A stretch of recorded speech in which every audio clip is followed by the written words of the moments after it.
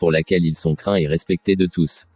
Surtout au niveau de la famille Diaby étant la plus puissante, mais aussi la plus discrète.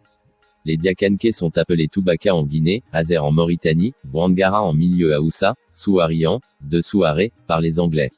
Certaines personnes mettent en doute l'origine arabe des Diakanké, en interprétant ça comme une volonté de leur part de se dissocier des polythéistes et d'autres mécréants noirs africains.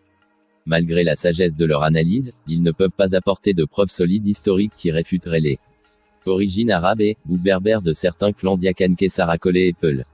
Pour beaucoup de chercheurs et d'anthropologues, les Diakanké n'ont rien à voir ou à avoir avec des origines arabes ou berbères, ils ne sont ni plus ni moins que des Africains, comme toutes les autres populations noires.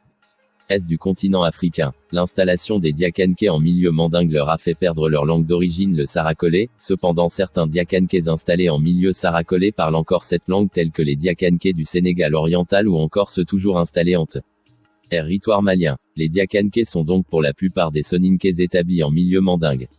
Les Diakanké commencent toujours l'exégèse, tafsir, du Coran en langue soninké. Les Diakanké sont essentiellement connus pour leur érudition dans les sciences islamiques et leur très grande piété. Le célèbre explorateur Ibn Battuta en témoigne dans son livre.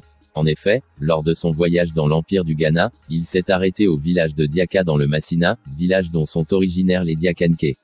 Il écrit à leur sujet, les gens de Diaka sont anciens dans l'islam, ils sont pratiquants et chercheurs de sciences.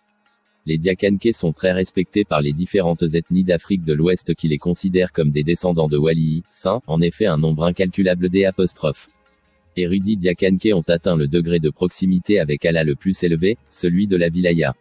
Ils sont souvent maîtres soufis, versés dans les sciences du batin, secret. Ils adhèrent à l'école de jurisprudence de l'imam Malik ibn Anas, Maliki, et au dogme, Akida, Acharit. Ils interprètent les rêves et donnent des amulettes de protection, qui continuent à être très prisées. La méthode d'enseignement Diakanké est respectée partout dans le monde musulman et reconnue pour produire d'éminents érudits musulmans.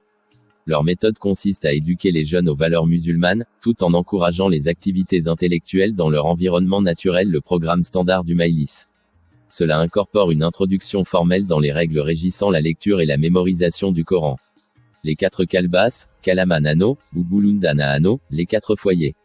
Diakalei Souaré à Diakaba, Mali, Mohamed Badramé à Diakaba, Mali, Karou Mahmoud Fofana à Diakaba, Mali, tous les Fadiga à Diakaba, Mali, ces 4 grands savants de leur époque sont les fondateurs des 4 clans, Bo.